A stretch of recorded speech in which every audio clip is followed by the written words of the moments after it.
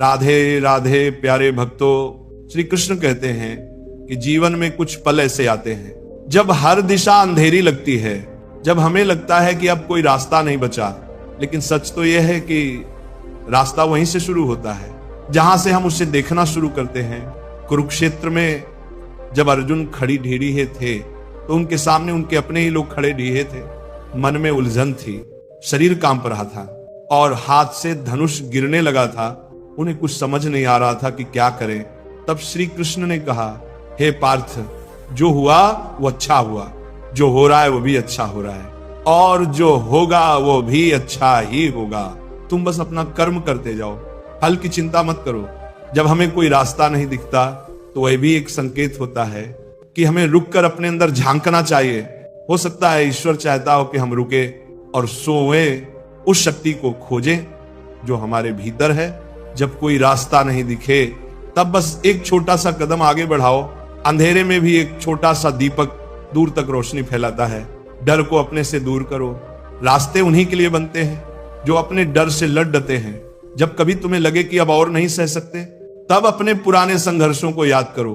कई बार आज की परेशानी ही कल की सबसे बड़ी ताकत बन जाती है। श्री कृष्ण कहते हैं कि मनुष्य अपने विश्वास से बद्धा बनता है और अपने संदेह से छोटा। इसीलिए अगर आज तुम्हें कोई रास्ता नहीं दिख रहा तो खुद पर विश्वास रखो। हर बंद दरवाजे के पीछे एक नई राह होती है।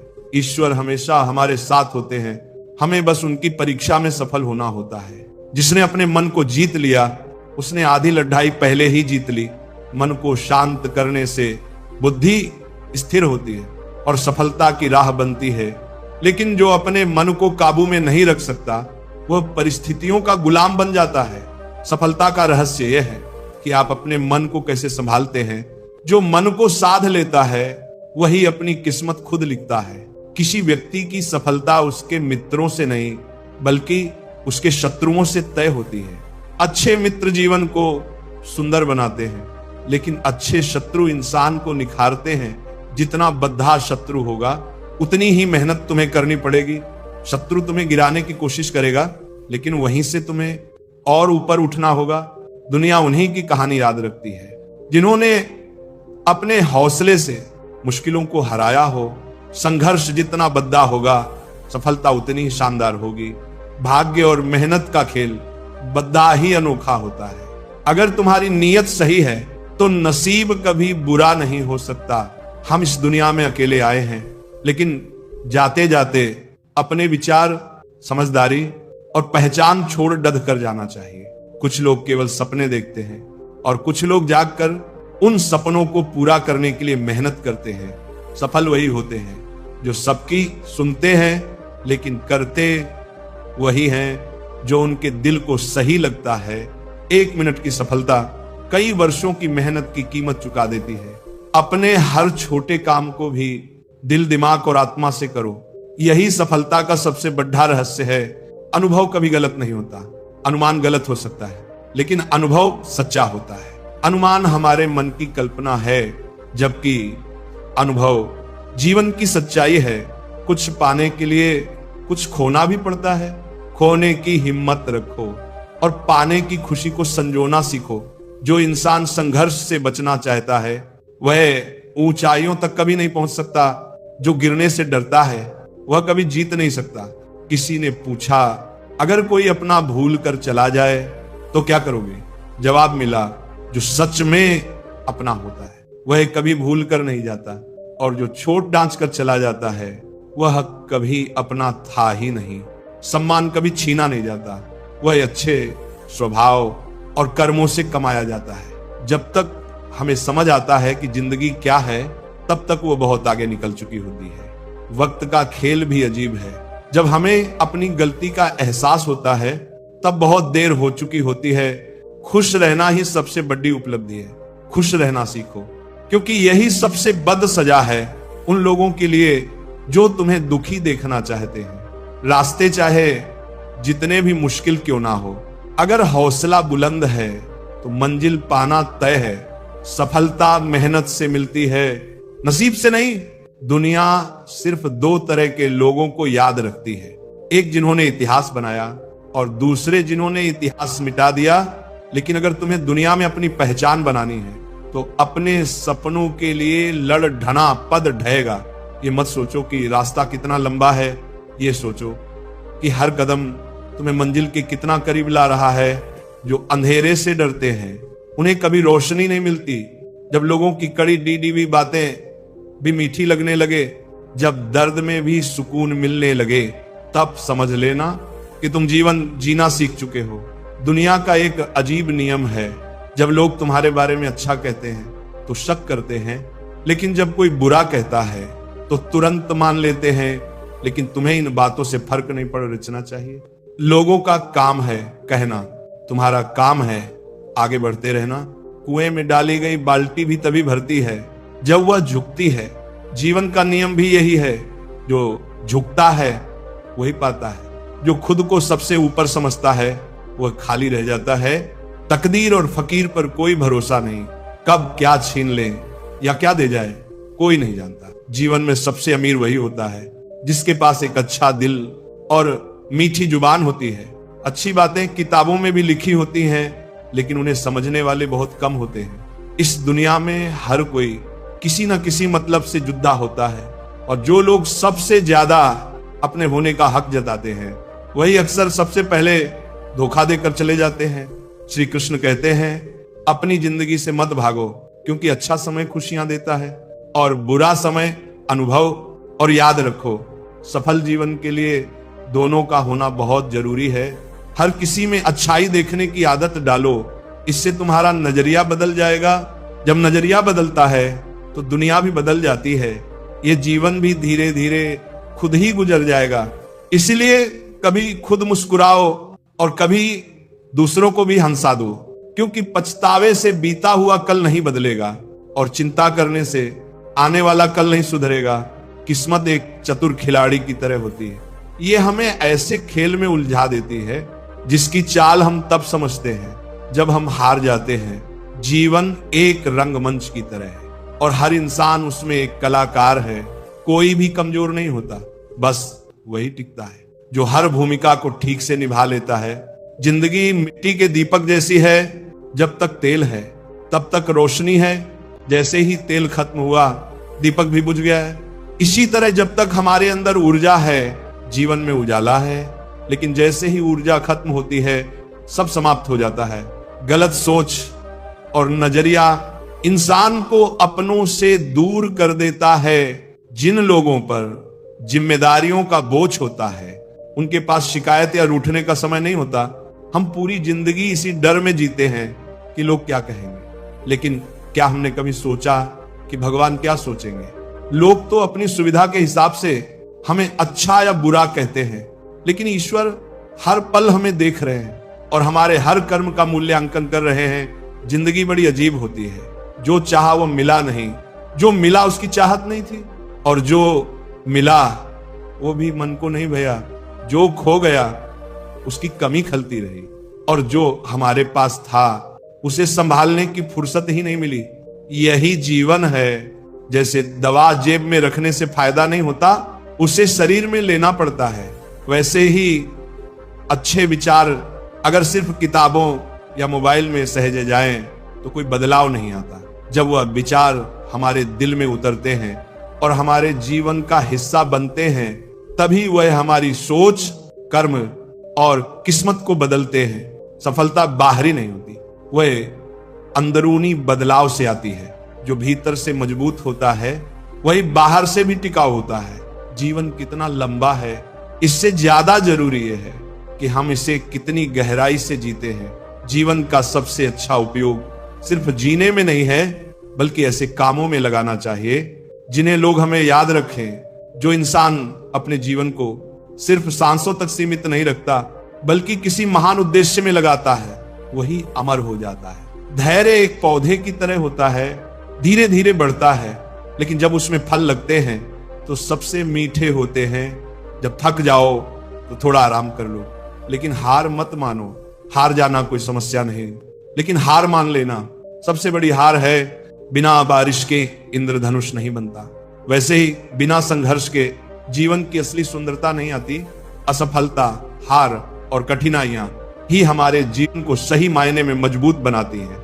जिसने कभी गलती नहीं की, उसने कभी कुछ नया करने की कोशिश भी नहीं की। जो लोग नई राहों पर चलने की हिम्मत नहीं करते, वे जीवन की ऊंची उड़ानें नहीं भर पाते। जब तक हम यह समझ पाते हैं कि असली जिंदगी क्या है, तब तक वो काफी आगे निकल चुकी होती है। लेकिन जीवन का अनुभव जितना नया होता है, उतना ही कीमती होता है। जो समय बीत गया वह हमें कुछ ना कुछ सिखा गया, और जो समय बचा है उसे बेहतर बनाना हमारे हाथ में है। हमेशा खुश रहो, मुस्कुराते रहो, क्योंकि दुनिया को तुम्हारी खुशी से ज्यादा तुम्हारे दुख में मजा आता है।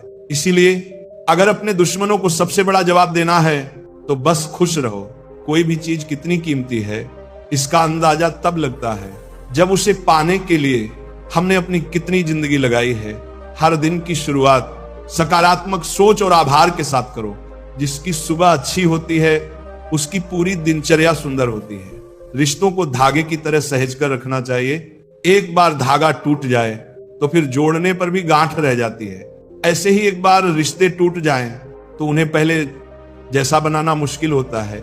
समय, विश्वास और सम्मान, ये तीन चीजें ऐसी होती हैं जो एक बार चली जाएं तो फिर लौट कर नहीं आती। पैसे से बहुत कुछ खरीदा जा सकता है, बंगला, गाड़ी, आराम, लेकिन सुकून नहीं। पैसा बिस्तर खरीद सकता है, लेकिन नींद नहीं। घड़ी खरीद सकता है, लेकिन समय नहीं। दिखावे की खुशी दे सकता है, लेकिन असली सुख नहीं।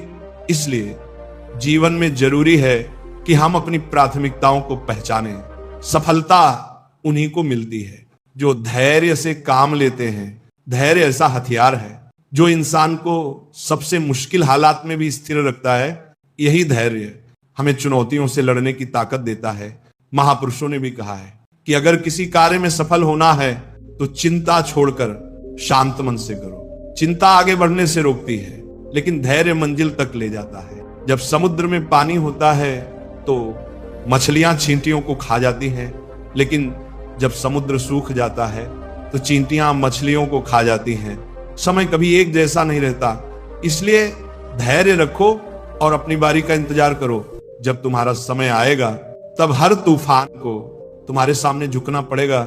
सच्चाई हमेशा चुप रहती है। जो लोग गहराई से सोचते हैं वह कम बोलते हैं, लेकिन उन्हें समझना कठिन होता है। झूठ बोलने वाले शोर मचाते हैं, बहस करते हैं, लेकिन सच को कभी किसी प्रमाण की जरूरत नहीं होती। जब किस्मत साथ ना दे तब मेहनत ही सबसे बड़ा सहारा होती है। किस्मत बदलती रहती है, लेकिन मेहनत का फल कभी बेकार नहीं जाता। जिनका समय बुरा चल रहा हो उनका साथ जरूर दो, क्योंकि समय हर किसी का बदलता है, लेकिन अगर समय किसी इंसान को बदल दे तो वो पहचाना नहीं जाता। पर ध्यान रखना, जिनकी नीयत खराब हो उनसे जितना दूर रहो उतना अच्छा है, क्योंकि नीयत गलत हो तो इंसान कितना भी चालाक क्यों ना हो, एक ना एक दिन उसका असली चेहरा सामने आ ही जाता है। इसीलिए हमेशा अच्छा सोचो, अच्छा करो और सच्चाई के रास्ते पर चलो।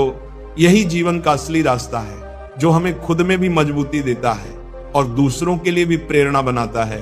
अपने आप पर विश्वास रखो, समय को समझो, रिश्तों को सहेजो और कभी भी हार मत मानो। यही जीवन की सच्ची सीख है। जिंदगी में हर इंसान कोई ना कोई सीख लेकर आता है। कुछ लोग मीठा बोलते हैं, लेकिन दिल से कभी आपके नहीं होते। कई बार जो सबसे प्यारा लगता है वही सबसे ज्यादा तकलीफ देता है। इसलिए हमेशा सच देखो, केवल शब्दों में मत उलझो। जिंदगी छोटी नहीं होती, लेकिन लोग जीना देर से शुरू करते हैं।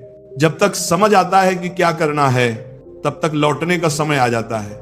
इसीलिए हर पल को जियो, उसका महत्व समझो। बीता हुआ समय कभी वापस नहीं आता। जिंदगी हमें चुप रहकर दर्द सहना सिखा देती है।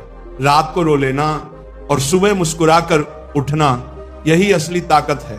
किसी को दुख मत दो, किसी को तंग मत करो। अगर कोई गलत भी बोल दे तो मुस्कुराकर छोड़ दो। समय सबको जवाब देता है। समय किसी के बनाए रास्ते पर नहीं चलता, बल्कि इंसान को समय के रास्ते पर चलना पड़ता है। यही भाग्य है, यही जीवन का खेल है। हमें अपनी मेहनत और नियति पर भरोसा रखना चाहिए। जब तक आत्मविश्वास है तब तक हार नहीं होगी। प्रेम एक ऐसा रिश्ता है जो बिना किसी शर्त या कुंडली के निभाया जा सकता है, जहां स्वार्थ और उम्मीद खत्म हो जाती हैं, वहीं से सच्चा प्रेम शुरू होता है। जो लोग भोजन के साथ भूख रखते हैं, बिस्तर के साथ नींद, धन के साथ धर्म और विशेषता के साथ शिष्टता, वही सबसे सौभाग्यशाली होते हैं। यदि आपके दिल में सच्चा प्रेम है तो प्रतीक्षा का हर क्षण भी सुंदर लगता है। जीवन में हमें एक ऐसी शांति की जरूरत है जो किसी पेड़ की छांव जैसी हो, जहां सत्य ही हमारे विचार और गति का आधार हो। वहीं ईश्वर का वास होता है। श्री कृष्ण आज भी सत्य का रथ चला रहे हैं, बस देखने के लिए आस्था की आंखें चाहिए। अब मैं आपको एक कहानी सुनाता हूं जो हमें ईमानदारी, विश्वास और धूर्तता के बीच फर्क सिखाती है। एक समय की बात है, राजगृह राज्य के एक छोटे से गांव के बाजार में एक साहूकार रहता था। नाम था दामोदर लाल। उसकी दुकान में एक बहुत ही सुंदर मूर्ति रखी थी। जो भी उसे देखता उसकी सुंदरता में खो जाता। एक दिन एक व्यापारी दुकान में आया। उसने मूर्ति देखी और बोला, वाह क्या खूब मूर्ति है। साहूकार ने गर्व से कहा, हाँ सुंदर है ना, वैसे तुम व्यापारी लगते हो। व्यापारी ने कहा, बिल्कुल, मैं यहाँ व्यापार के सिलसिले में आता रहता हूँ। ये मूर्ति कितने की दोगे? साहूकार ने कहा, सुंदरता का कोई मूल्य नहीं होता, लेकिन तुम्हें ये 20 स्वर्ण मुद्राओं में दे दूंगा। व्यापारी ने मूर्ति को ध्यान से देखा और बोला, जिसने भी इसे बनाया है कमाल की कारीगरी है। साहूकार हंसते हुए बोला, यह मूर्ति मैंने ही बनाई है। व्यापारी चौंका और फिर 20 स्वर्ण मुद्राएं देकर मूर्ति लेकर चला गया। असलियत ये थी कि उसी गांव में शिव नारायण नाम का एक युवक रहता था जो दिन रात मेहनत करके मूर्तियां बनाता था। वह सीधा साधा, ईमानदार और अकेला था। उसकी बनाई मूर्तियां साहूकार खरीदता और अपने नाम से बेच देता। साहूकार उस दिन भी शिव नारायण के घर पहुंचा। बोला, लो भाई, तुम्हारी मूर्ति बड़ी मुश्किल से बिकी है। वह भी 10 स्वर्ण मुद्राओं में 5 तुम्हारे, 5 मेरे। शिवनारायण ने कहा, पर मैंने तो बहुत सुंदर मूर्ति बनाई थी। साहूकार बोला, अगर तुम्हें लगता है कि तुम्हारी मूर्ति की कीमत ज्यादा है तो खुद जाकर एक बार बेच कर देखो। शिव नारायण दुखी हो गया, लेकिन कुछ नहीं बोला। उसने मन में ठान लिया, अगली बार मैं ऐसी मूर्ति बनाऊंगा जो सबका मन मोह ले। उधर साहूकार अपनी हवेली में जाकर अपनी बेटी राधा को स्वर्ण मुद्राएं देते हुए बोला, इनको अलमारी में रख दो। राधा बोली, पिताजी आप शिव नारायण के साथ अच्छा नहीं कर रहे हैं, वो आप पर भरोसा करता है। साहूकार हंसते हुए बोला, भरोसा नहीं, वो मूर्खता कर रहा है। राधा ने कहा, वह मेहनती है, ईमानदार है, यही उसकी सबसे बड़ी पूंजी है। इस कहानी से हमें यह समझ आता है कि दुनिया में कई बार सच्चाई छिपा दी जाती है, लेकिन वह सदा के लिए नहीं छिप सकती। जो सच्चे होते हैं, मेहनती होते हैं, देर से सही, लेकिन उन्हें उनका हक जरूर मिलता है। जिंदगी में सब्र, मेहनत और सच्चाई, ये 3 चीजें साथ हों तो समय खुद इंसाफ करता है। और जहां अन्याय होता है वहां देर तो होती है, लेकिन अंधेर नहीं। तो दोस्तों, इस कहानी से ये सीख लें कि किसी की ईमानदारी का फायदा मत उठाइए। और अगर आप शिव नारायण जैसे हैं, मेहनती और सरल, तो अपने आप पर भरोसा रखिए। एक दिन आपकी सच्चाई जरूर सामने आएगी। श्री कृष्ण भी यही कहते हैं, कर्म करते रहो, फल की चिंता मत करो। सत्य की राह कठिन जरूर होती है, लेकिन अंत में वही जीतती है। एक गांव में शिव नारायण नाम का एक ईमानदार और मेहनती मूर्तिकार रहता था। वह रोज मिट्टी और पत्थरों से सुंदर सुंदर मूर्तियां बनाता और उन्हें बाजार में बेचकर अपनी रोजी रोटी चलाता था। वहीं गांव में एक बड़ा और अमीर साहूकार था, दामोदर लाल। उसके पास सब कुछ था, धन, हवेली, नौकर चाकर, मगर लालच भी बहुत था। साहूकार की एक बेटी थी राधा, जो सुंदर और गुणी थी। राधा को शिव नारायण की सादगी, मेहनत और सच्चाई बहुत पसंद थी। वह मन ही मन उसे चाहने लगी थी। एक दिन साहूकार ने गुस्से में राधा से कहा, राधा, मुझे पता है तू शिव नारायण को पसंद करती है, लेकिन कान खोलकर सुन ले, मैं तेरा विवाह उस गरीब मूर्तिकार से नहीं करूंगा, वह तो भिखारी है। इतना कहकर साहूकार वहां से चला गया। अगले दिन वह फिर शिव नारायण के घर गया और बोला, अरे शिव नारायण, आज क्या नया बनाया है? शिव नारायण ने मुस्कुराते हुए कहा, साहूकार साहब, आपकी बात ने मुझे कल रात सोचने पर मजबूर कर दिया, इसीलिए मैं आज ऐसी मूर्ति बना रहा हूं जैसी आज तक किसी ने देखी भी नहीं होगी। साहूकार ने कपटी हंसी के साथ कहा, अरे वाह, बहुत बढ़िया हाजली, पर मुझे भी तो कुछ बेचने के लिए दो। देखो मेरे पास तो सब कुछ है, पैसा, हवेली, सोना, चांदी, पर तुम्हारा तो कुछ सोचना चाहिए ना। तुम जैसे कलाकारों का भला तो कोई करेगा नहीं। चलो मैं ही कुछ कर देता हूं। शिवनारायण ने मुस्कुराकर एक मूर्ति साहूकार को दे दी और फिर अपने काम में लग गया। साहूकार मूर्ति लेकर जंगल के रास्ते बाजार की ओर निकल पड़ा ताकि जल्दी पहुंच सके। रास्ते में एक घुड़सवार ने उसे रोका। वह कोई और नहीं, प्रयागराज राज्य के राजकुमार चंद्र प्रताप थे। उन्होंने साहूकार से कहा, मैं प्रयागराज के राजा भानु प्रताप का बेटा हूं। यह मूर्ति बहुत सुंदर है, क्या इसे तुमने बनाया है? साहूकार ने झूठ बोलते हुए कहा, जी राजकुमार, यह मूर्ति मैंने ही बनाई है। अगर आपको पसंद है तो मैं इसे आपको भेंट करता हूं।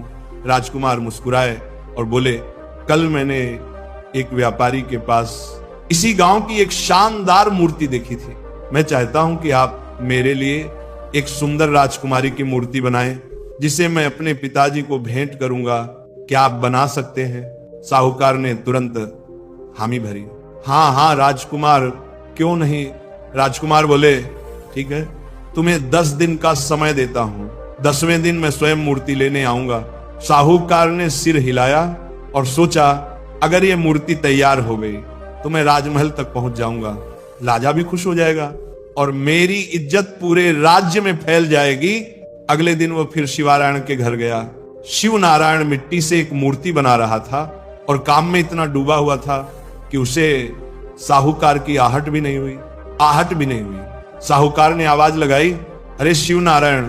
शिवनारायण चौंक गया और बोला, आइए साहूकार साहब। साहूकार ने कहा, एक व्यापारी मेरे पास आया था, वह एक सुंदर राजकुमारी की मूर्ति बनवाना चाहता है। शिवनारायण खुश होकर बोला, तो काम बन गया।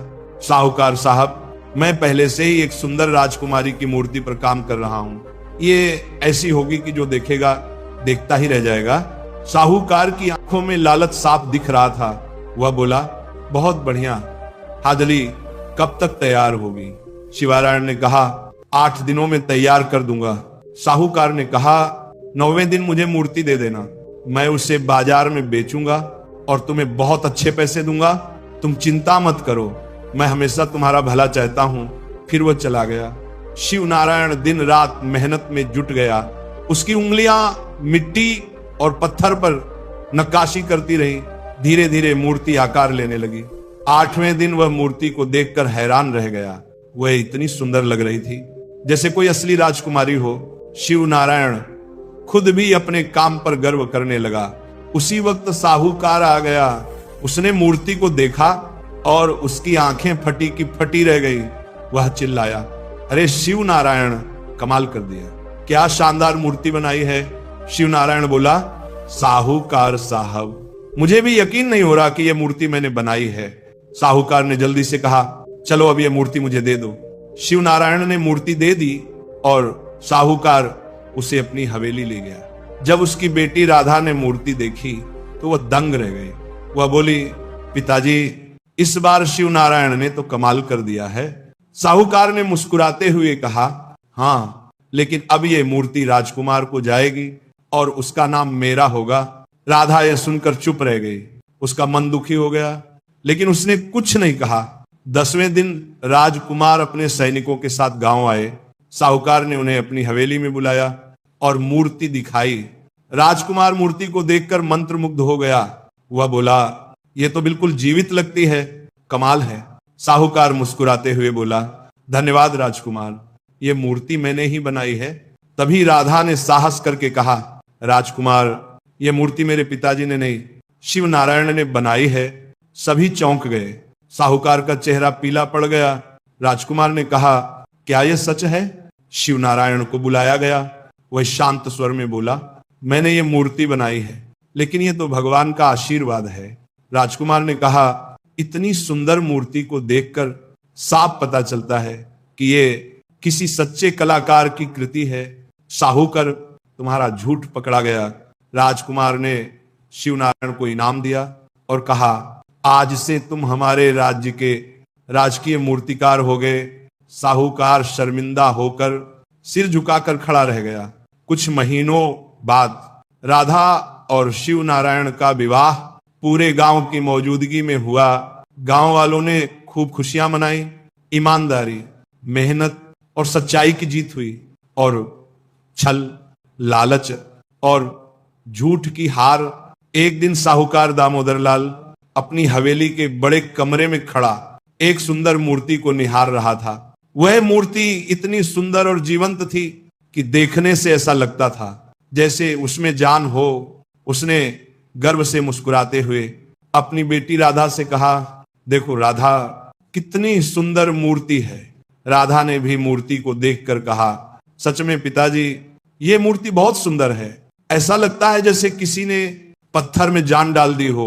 लेकिन पिताजी, क्या आप जानते हैं कि यह मूर्ति किसने बनाई है? साहूकार ने मुस्कुराकर कहा, हाँ, ये मूर्ति शिव नारायण ने बनाई है, लेकिन मैंने राजकुमार से कह दिया है कि यह मूर्ति मैंने खुद बनाई है। कल राजकुमार खुद इसे लेने आ रहा है। राधा चिंतित हो गई।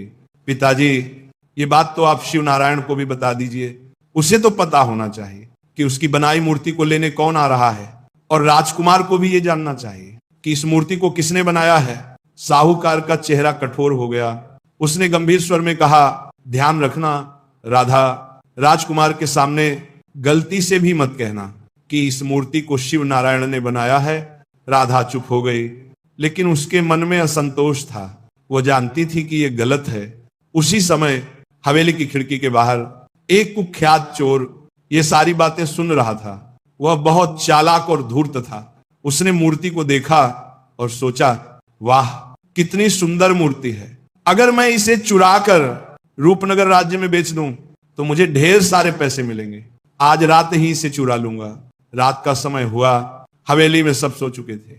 चोर दबे पाम हवेली में घुस गया। वह अंधेरे में दीवारों की ओट में चलता रहा ताकि कोई उसे देख ना सके। उसका दिल तेजी से धड़क रहा था, लेकिन वह निडरता से आगे बढ़ता गया। अंत में वह उस कमरे तक पहुंच गया जहां मूर्ति रखी थी। उसने चारों ओर देखा, कोई नहीं था। उसने तेजी से मूर्ति उठाई और हवेली से बाहर निकल गया। जंगल की ओर बढ़ते हुए उसने सोचा, आज रात तालाब के पास ठहरता हूं। सुबह होते ही मूर्ति लेकर रूपनगर जाऊंगा और राजकुमार को बेच दूंगा। सुबह जब साहूकार की आंख खुली तो उसने देखा कि मूर्ति गायब थी। वह चौंक पड़ा और गुस्से से चीख पड़ा, राधा, राधा। राधा दौड़ती हुई आई। क्या हुआ पिताजी? साहूकार ने गुस्से से कहा, यह मूर्ति शिव नारायण ने ही चुराई है। उसे पता चल गया होगा कि राजकुमार इसे लेने आ रहा है। अब वह चाहता है कि मुझे अपमानित करे। राधा ने कहा, नहीं पिताजी, शिव नारायण ऐसा कभी नहीं कर सकता। वो बहुत ईमानदार है। लेकिन साहूकार ने राधा की बात नहीं मानी। उसी समय हवेली के बाहर घोड़ों की टापों की आवाज आई। राजकुमार चंद्र प्रताप अपने सैनिकों के साथ आ गया था। राजकुमार ने घोड़े से उतरते ही कहा, साहूकार, हम आ गए हैं, वह मूर्ति लाओ। साहूकार घबरा गया। वह बोला, राजकुमार क्षमा कीजिए, मूर्ति कल रात चोरी हो गई है, मुझे माफ कर दीजिए। राजकुमार का चेहरा गुस्से से लाल हो गया। क्या बकवास कर रहे हो? मेरे पिताजी के सामने मेरी बेइज्जती करवाना चाहते हो? राजकुमार ने तलवार आधी निकालते हुए कहा, मैं तुम्हें सिर्फ कल तक का समय देता हूं। अगर कल तक मूर्ति नहीं मिली तो समझ लेना कि यह तुम्हारा अंतिम दिन होगा। राजकुमार सैनिकों के साथ चला गया। साहूकार के माथे पर पसीना छलक आया। अब वो बुरी तरह डर गया था। उसने सोचा, अब क्या करूं? उसे बस एक ही उपाय सूझा, शिवनारायण। वह भागता हुआ गांव की गलियों में गया और लोगों को इकट्ठा करके शिवनारायण के घर पहुंचा। उसने जोर से दरवाजा पीटना शुरू कर दिया, खोलो दरवाजा। शिवनारायण दरवाजा खुला और शिवनारायण सामने खड़ा था। उसने हैरानी से पूछा, क्या हुआ साहूकार साहब, इतनी भीड़ क्यों लेकर आए हैं? साहूकार ने गुस्से में कहा, भोले मत बनो, बताओ मूर्ति कहां है? शिवनारायण ने चौंक कर कहा, कौन सी मूर्ति? साहूकार ने चिल्लाकर कहा, जिस मूर्ति को तुमने बनाया था वह चोरी हो गई है। अब अगर वो मूर्ति कल तक नहीं मिली तो मेरी जान चली जाएगी। शिव नारायण को यकीन ही नहीं हुआ, लेकिन उसने कहा, साहूकार साहब, आपने तो कहा था कि आप किसी व्यापारी को मूर्ति बेच रहे हैं। साहूकार ने भीड़ की तरफ इशारा करते हुए कहा, देखो भैयों, यही होता है जब किसी नमक हराम पर भरोसा किया जाए। इसकी मूर्तियों को कोई नहीं खरीदता। मैं जैसे तैसे बाजार में बेचता हूं ताकि इसका घर चल सके, और ये मेरे साथ धोखा कर गया। भीड़ में कानाफूसी शुरू हो गई। कुछ लोग बोले, साहूकार सही कह रहा है, शिव नारायण ही दोषी है। फिर एक आदमी गुस्से से बोला, अगर साहूकार को कुछ भी हुआ तो हम सब मिलकर शिव नारायण को गांव से निकाल देंगे। शिव नारायण ने हाथ जोड़कर कहा, आप सब मेरा विश्वास कीजिए, मैंने मूर्ति नहीं चुराई, मैं ऐसा काम कभी नहीं कर सकता।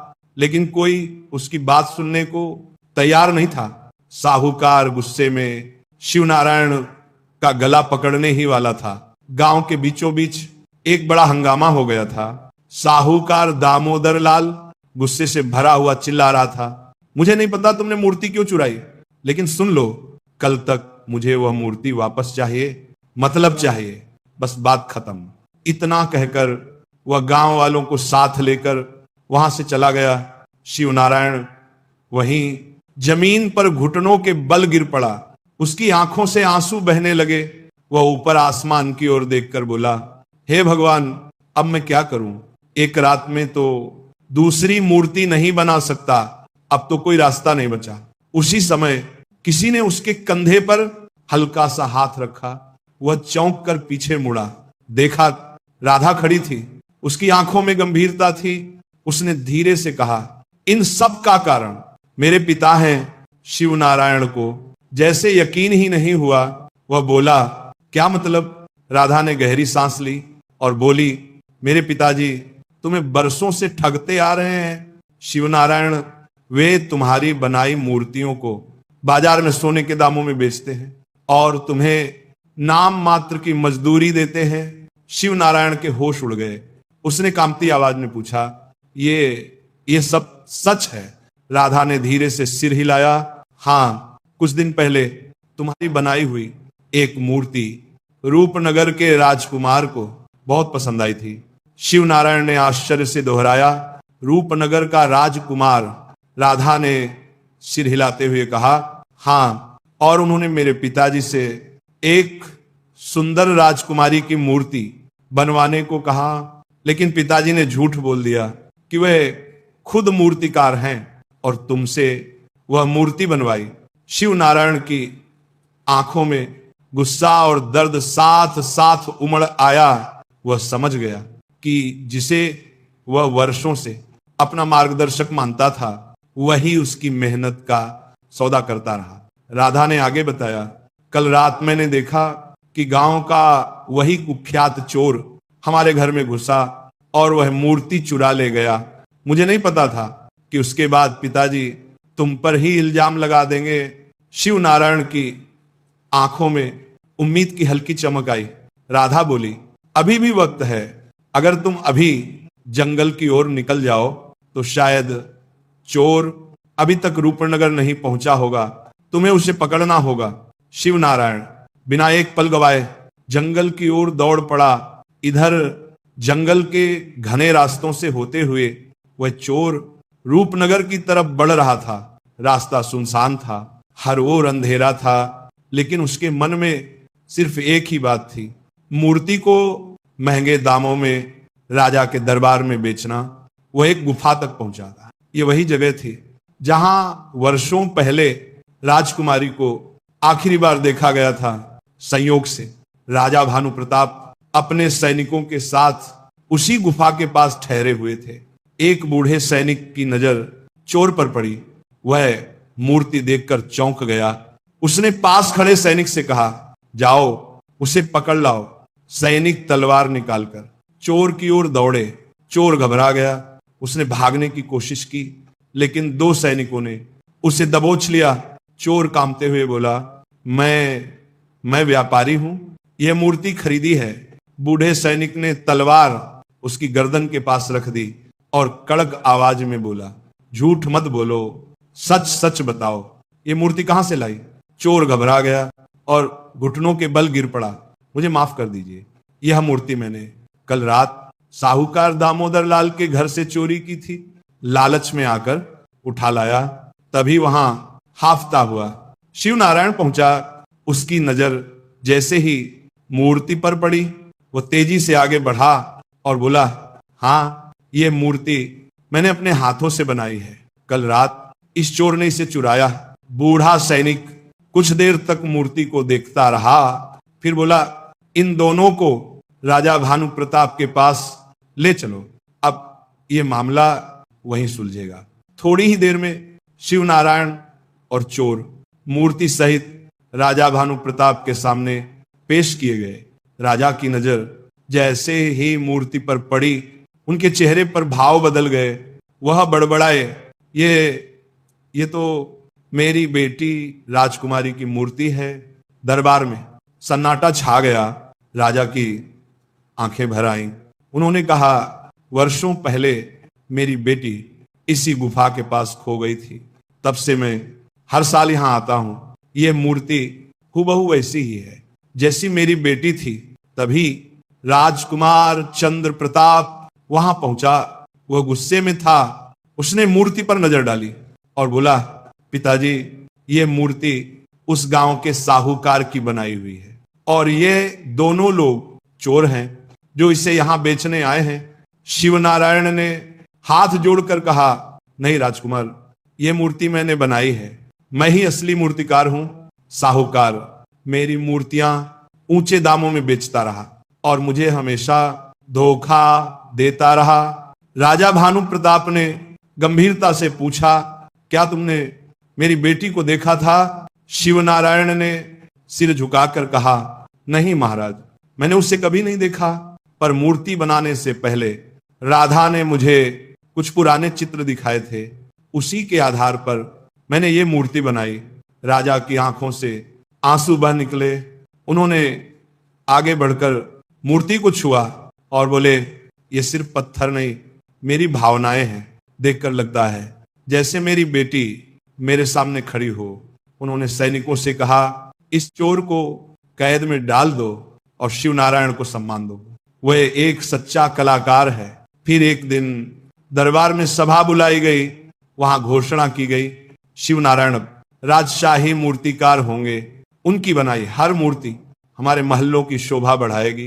राजकुमार चंद्र प्रताप भी अब सच्चाई जानकर शर्मिंदा था। उसने शिव नारायण से माफी मांगी और राधा के साहस की भी सराहना की।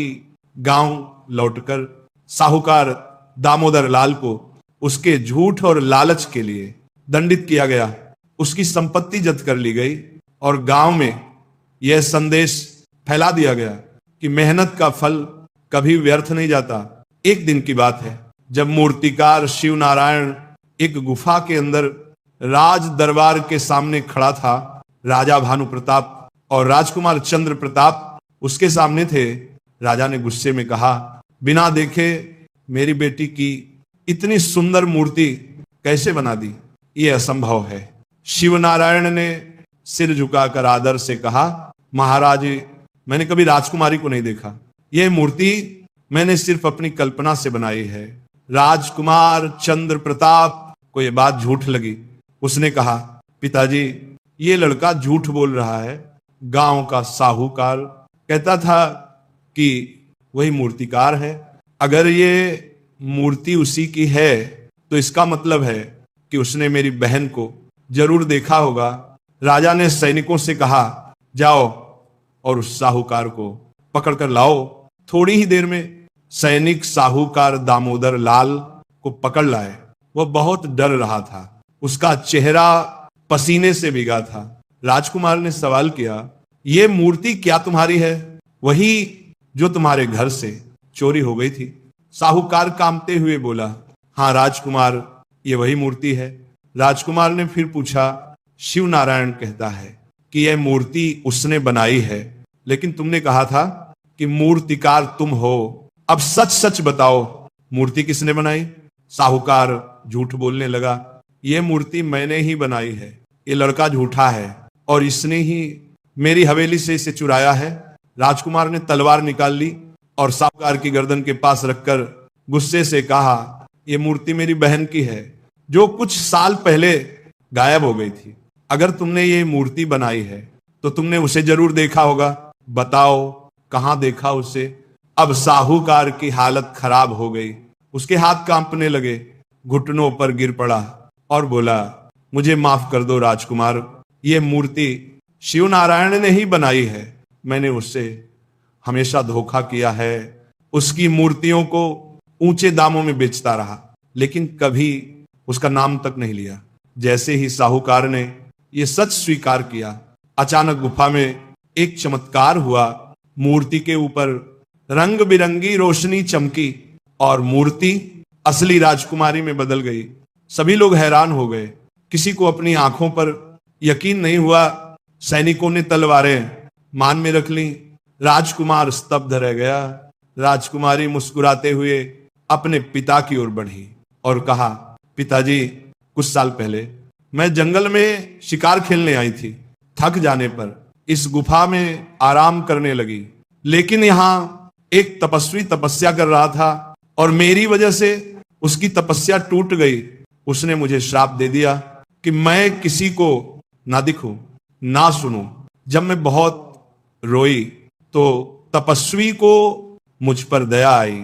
उन्होंने कहा, जब कोई अनोखा मूर्तिकार मेरी हूबहू मूर्ति बनाएगा और वह मूर्ति इस गुफा तक पहुंच जाएगी, तब मैं वापस अपने असली रूप में लौट आऊंगी।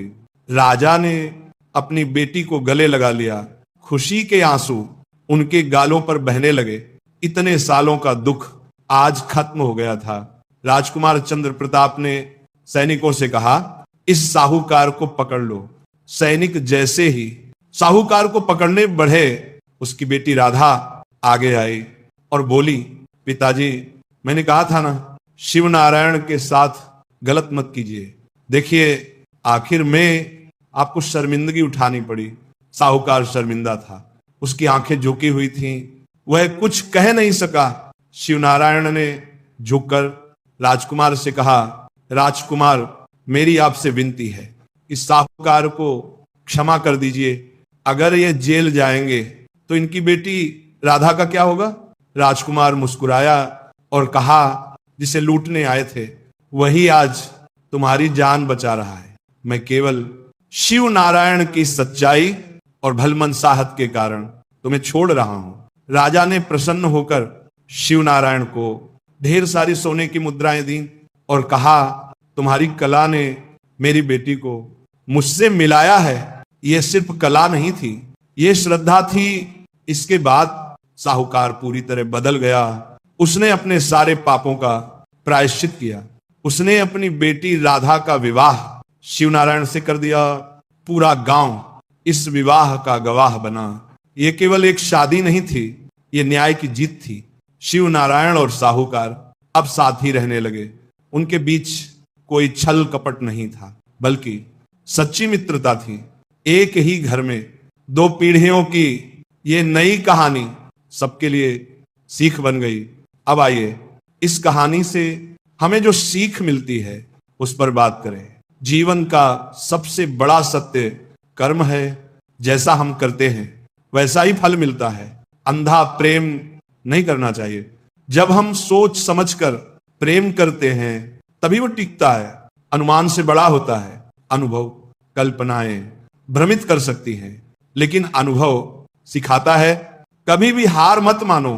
कमजोर वक्त होता है। इंसान नहीं, जो दूसरों का भला करता है उसे दुख झेलना पड़ता है। जैसे सबसे मीठे फल वाले पेड़ को ही सबसे ज्यादा पत्थर पड़ते हैं। सच्चाई कभी छुप नहीं सकती। झूठ कितना भी बड़ा हो, अंत में हारता है। कठिन समय ही इंसान को मजबूत बनाता है। दुख भले तकलीफ दे, लेकिन वही सबसे बड़ी सीख देता है। असली रिश्ता वही होता है जो भावनाओं से जुड़ा हो, ना कि शब्दों से। कभी किसी को कम मत समझो। आज जो छोटा दिखता है वही कल बड़ा काम कर सकता है। अपने विचार पवित्र रखो। व्यक्ति अपने विचारों से ही, याद रखा